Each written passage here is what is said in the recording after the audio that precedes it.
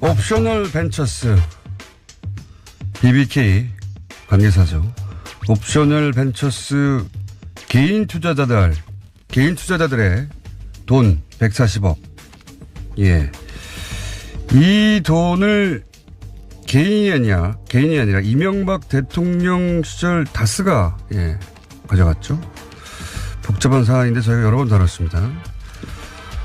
이 옵셔널을 지난 13년간 미국에서 변호해왔던 미국의 메리리 변호사 연결해서 이 사안을 옵셔널의 입장에서 들어보겠습니다. 안녕하세요, 변호사님. 안녕하세요. 네, 반갑습니다. 오랜만입니다, 변호사님. 네. 우선 이 사건에 언제부터 관여했는지 본인 소개부터 좀 해주십시오.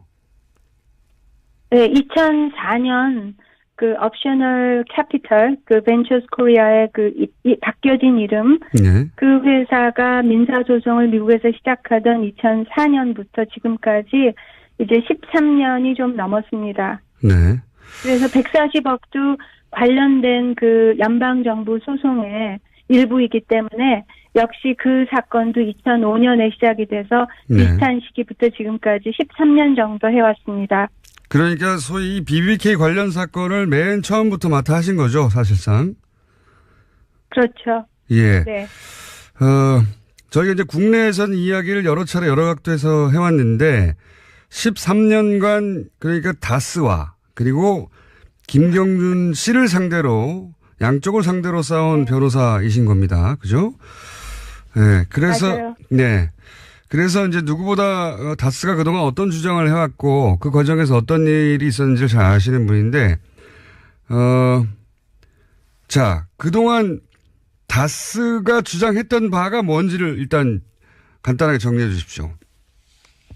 네, 지금 가장 이슈가 되는 부분이 140억 문제에 대해서 그게 나올 때마다 다스가 이야기하는 걸 보면 중요한 줄기가 세 가지가 있어요. 네. 첫째는 자기들이 가져가던 2011년 2월 시점에 연방정부가 처음에 해놨던 동결이 풀려 있었기 때문에 자기들이 가져가는 게 합법이었다. 아무 문제가 없었다. 그 얘기고요.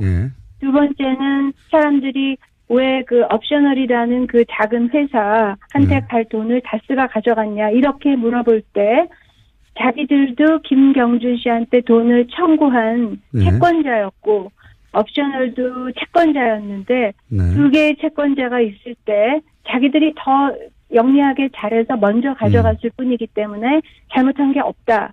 이게 두 번째 요점이고 세 번째 스위스에서 이제 돈을 가져갈 때 합의를 해서 김경준 씨가 보낸 게 아니고 스위스 검찰이 어떤 명령을 해서 강제 집행을 한 것 같은 그런 임프레션이 있는 말로 이렇게 두리뭉실 표현을 해요. 어쩔 때는 합의였다 그랬다가 어쩔 때는 강제 이체였다 그랬다가 그래서 그런 식의 세 가지 주장이 제가 볼 때는 굉장히 이게 미국 법을 모르면 어려운 부분이라 딱 그렇게 하고 지나가고 이렇게 하는 걸 여러 번 봤어요. 네. 그게 제가 보는 그들의 주장이라고 생각합니다. 네, 맞습니다. 이제 지금 다스 말씀하신 대로 국내에서 다스가 그런 주장을 합니다. 우리가 불법을 한 게 아니다. 그리고 우리가 김경준 씨와 합의해서 김경준 씨가 보낸 게 아니라 스위스 검사가 명령해서 보낸 거다. 우린 받았을 뿐이다 이거죠. 예. 그리고 그렇게 얘기를 해요. 네. 그리고 또 한 가지는 이제 이것도 이제 우리 언론에서 많이 얘기하는데, 아니, 그거는 개인 투자자들이 피해를 본 돈이기 때문에 옵셔널 벤처스의 후신인 옵셔널 캐피탈이 가져갈 돈인데 그걸 왜 다스가 가져갔냐. 이거는 이명박 대통령 시절에 힘을 써가지고 가져간 거 아니냐. 이런 의혹들. 거기에 대해서 다 아니라고 이제 부인하고 있죠, 다스는. 예. 그렇죠. 예, 부인하고 있는데 이게 이제 굉장히 내용이 어려워서 다스가 부인을 하면 다스 말이 틀렸다고 말할 전문가가 국내에 없어요. 그죠? 그래요. 맞아요. 예, 그래서 변호사님을 저희가. 그게 제가 본 견해고. 예. 그래서 제가 가능하면 의뢰인 통해서 의뢰인들이 말하는 건 괜찮지만 제가 안 나서려고 애를 썼는데. 그 세 가지 주장에 대해서는 설명을 해줘도 이해가 잘 안 되고 해명이 안 되더라고요. 그래서 이제 응하게 됐는데 네. 설명을 해드릴까요? 하나씩 왜 틀렸는지? 예, 그래서 인터뷰를 저희가 하는 거기 때문에 설명을 자 일반인들이 좀 알기 쉽게 예 너무 법률적으로 하지 마시고 최선을 다해서 네. 그럴게요. 첫 번째 계좌를 그 계좌에서 돈을 가져가던 시점에 동결이 풀려 있었다. 네. 그 주장에 대해서 말씀을 드릴게요. 그게 이해하기가 굉장히 어려운 부분인데 네. 미국에서는 그걸 처음에 freeze라고 얘기를 했어요. 동결. 네. 동결로 시작됐었어요. 그게 실제로 미국 연방 검찰이 동결을 했었어요. 네. 그런데 이제 제가 그걸 가장 쉽게 설명을 하려면 네. 동결이라는 거는 열쇠로 딱 잠가서 자물쇠로 잠근 거라고 생각을 하시면 돼요. 네네. 아무도 그러니까 그게 가져가고 싶어도 못 갖고 가게 누구도 못 가져가게 자물쇠로 잠가놓은 건데 연방 검찰이 패소를 했어요. 김경준 씨한테 몇 번 패소했다 다시 또 올라갔다 패소하고 그 과정에서 실제로 그때 freeze라는 거는 풀려 있던 시점이 맞아요. 네. 자물쇠는 풀려 있었어요. 네.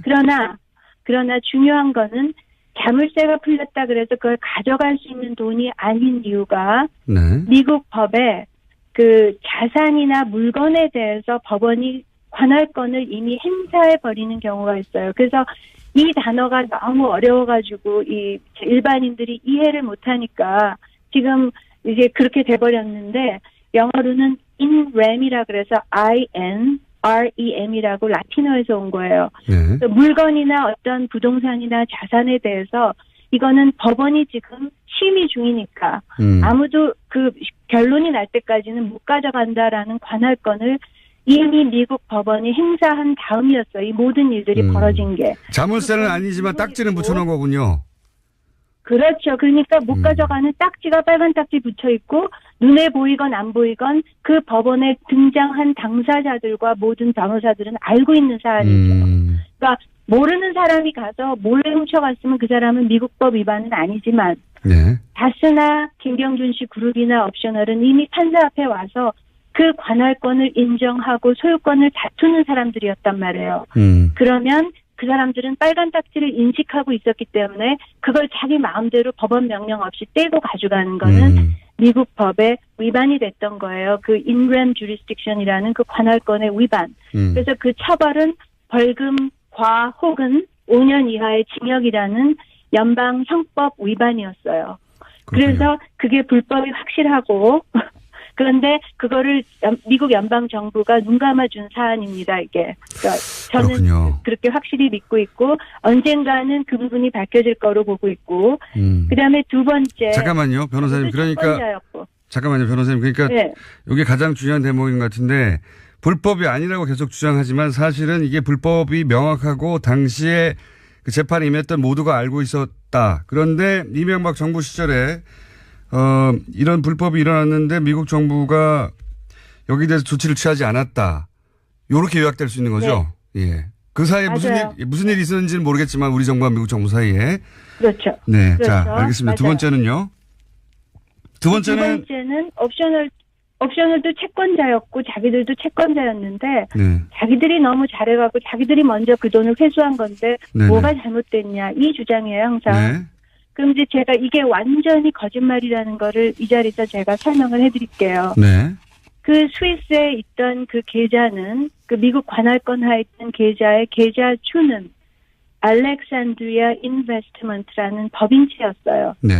김경준이나 에리카 김 개인이 아니었어요. 네. 그러면 법인과 개인은 차이가 있는 걸 아시잖아요. 네네. 삼성 회사의 계좌를 이재용 회장이 마음대로 자기 빚을 갚기 위해서 쓸 수 없잖아요. 맞습니다. 마찬가지로 미국 법도. 횡령이죠. 그러면 알렉산드리아 인베스트먼트라는 그 법인체의 계좌 속에 있는 돈은 김경준 씨 개인이 빚을 갚는 돈이 아니었어요. 어쨌건 어떻게 하건. 그러면 다스는 알렉산드리아라는 법인체를 상대로 소송을 한 적이 없어요. 그렇군요. 그 민사소송에서도 알렉산드리아를 소송하지 않았어요. 김경준, 에리카 김 이런 개인들만 했어요. 그런데 가져가던 그 시점에 옵셔널은 이미 371억 원이라는 횡령 액수에 대해서 알렉산드리아라는 법인체에 대해서도 채권을 갖고 있었어요. 판결 채권을. 무슨 얘기인지 알겠습니다. 오직 알렉산드리아에 대해서 법인체에 대해서 판결을 받은 거는 옵셔널밖에 없었고 옵셔널은 그 채권을 갖고 있었는데 김경준 돈을 가져왔다 식으로 지금 유야무야 넘어가는 거예요. 그러나 그건 알렉산드리아 계좌였고 그 계좌에 대한 채권을 가진 거는 옵셔널밖에 없었다는 거죠. 그 시점에서. 그래서 그것도 또 이제 거짓말이라는 거예요. 두 번째 주장이. 자, 요약하면은. 이해하셨어요? 네네. 옵셔널이 예를 들어서 삼성으로부터 받을 돈이 있었어요. 그죠? 삼성이라는 회사로부터. 그런데 네. 삼성으로부터 돈을 받을 권리는 옵셔널한테밖에 없는데 이재용 부회장한테 빚이 있는 사람이 삼성으로부터 돈을 받아갔다는 거 아닙니까? 그죠? 그렇죠. 네. 그런 셈이 됐고 이거는 절차가 어찌됐건 두 번째 주장이 그렇게 됐다는 얘기인데 그게 이제 지금 국내에서 계속 김경준이라는 그 이름으로 가기 때문에 그래서 이 부분이 이해가 안 됐던 거죠. 무슨 네. 얘기인지 이해했습니다. 예. 그러니까 세 번째. 삼성으로부터 돈을 받을 권리는 옵셔널밖에 없다. 예. 없는데 그쵸. 삼성으로부터 돈을 받을 권리가 없는 다스가 삼성으로부터 돈을 받은 것과 마찬가지다. 이재용 빚이라면서. 예. 잘 이해하셨어요. 예, 알겠습니다. 네. 자, 세 세 번째. 번째는 스위스에서 강제 집행한 거다라는 거는 완전히 틀린 소리예요. 왜 틀린 소리냐라는 거를 말씀드리면 스위스 연방 검찰이 처음에 프리즈를 했던 거를 김경준 씨와 에리카 김 씨가 가서 거기서 소송을 벌려가지고 승소를 해서 그 프리즈를 풀었었어요. 네. 실제로. 그래서 그게 풀리니까 이제 어떻게 됐냐면 다스가 없어져 버리면 자기들이 못 가져갈 것 같으니까 그 스위스를 갔어요. 스위스를 가서 제네바 시에 시 검찰한테 그때 김경준 씨가 옵셔널 벤처스 코리아에서 횡령한 거와 여러 가지 주가 조작 문제로 8년 형을 받았던 때였어요. 그러니까 다스에 대한 형법 형사 문제가 아니고 옵셔널 때문에 이미 체포돼서 기소돼서 감옥에 있을 때였어요. 그 기록을 가져가서 이 돈 세탁이 있고 엄청난 이제 그 범법 행위가 있는 이런 돈이라고 하면서 제네바 시의 그 시 검사한테 일단 조사가 끝날 때까지 동결을 지키게 부탁을 했어요. 그래서 거기서 그런 시 차원에서 약간의 그 동결을 해놓은 상태였어요. 그게. 그러니까 그건 다스가 부탁해서 한 거였던 거죠. 그러면 이제 그렇게 된 상태에서 어떻게 됐냐면 계속 자기들끼리 2009년부터 합의 노력을 하고 있었어요. 민사소송에서. 합의 노력을 했는데 양쪽 다 첨예한 그 요구가 있었기 때문에 합의가 결렬이 되고 있다가 2010년 말에 옵셔널한테 370. 네. 변호사님. 이해하셨어요? 어려워요? 저는 이해했는데요. 변호사님의 말씀 내용을 이해하려면 재반 정보가 굉장히 많이 있어야 됩니다. 생각해보니까, 듣다 보니까. 그러니까, 그렇죠. 제가 거꾸로 얘기해 볼게요. 변호사님 만나 봐주세요. 예. 네. 네.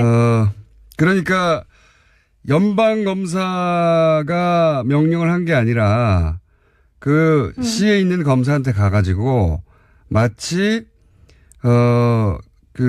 김경준 씨와 다스가 서로 합의가 된 것처럼 그 사람한테 얘기해서 그렇죠. 자기들끼리 사인하고 그 앞에서 그 앞에 있던 시검사 그러면 이해 당사자 둘이 합의가 된 건가 보다 하고 돈을 내줬다 이거죠. 그렇죠. 결론은 그거예요. 네, 결론은 그거예요. 둘이. 그러니까 둘이 다스가 문제 걸어놨다가 이제 둘이 합의했다. 그러니까 풀어줘라. 그러니까 두 장 꽝꽝꽝 치는 거죠. 무슨 판결을 한 게 아니고. 그래서 이제 김경준 씨가 가서 김경준 씨가 했든 에리카 김 씨가 했든 그 계좌를 움직일 수 있는 사람이 가서 그거 갖고 가서 은행한테 이거 보세요. 이거 다 풀어졌습니다. 그리고 해쳐 모여한 거죠. 둘이서. 이해하시겠어요? 저는 이해했습니다. 저는 이해했고요. 한국에 언제 오십니까? 한번 모시고 다시 얘기해야 될 것 같은데. 그런데 그 긴 내용을 사실 일반 청취자들 다 알 필요는 없고, 요는 뭐냐면, 다스와 김경준 씨 둘 사이에 합의한 걸로 해가지고 은행에서 풀었다 이거 아닙니까? 그죠? 스위스까지 가서. 맞습니다. 네. 여기 옵셔널 벤처스의 개인 투자자들은 전혀 여기 끼지 못했다. 그러니까 검찰 가만히 있는데, 스위스 쪽에서 이 돈은 풀린 거니까 꽝꽝꽝 하고 강제로 집행해 준 게 아니라는 말씀이신 거죠? 예. 그렇죠. 맞아요. 자, 굉장히 어려운 내용을, 저희가. 쉽게 말씀하셔서 감사하고, 예. 저에게 40초밖에 안 남아가지고 한 번 더 모셔야 될 것 같은데. 네. 알겠습니다. 자, 변호사님. 지금, 이 재판이 아직도 진행되고 있나요? 아직도 진행되고 있습니다. 그죠? 예. 네. 그리고 절대 최근에 안 주겠다고 합니다. 절대 안 주겠다고 하는 거죠. 140억을 돌려받아야 되는 상황인 거죠, 여전히. 네. 네. 예. 저희가 그 피해자들이 140억을 돌려받도록 저희 방송도 함께 노력하겠습니다. 한 번 더 연결할게요. 오늘 여기까지 너무 하겠습니다. 감사합니다. 네, 감사합니다. 네, 감사합니다. 안녕히 계세요. 네. 네. 옵셔널 캐피탈의 미국 측 변호를 13년간 맡고 있는 메리리 변호사였습니다.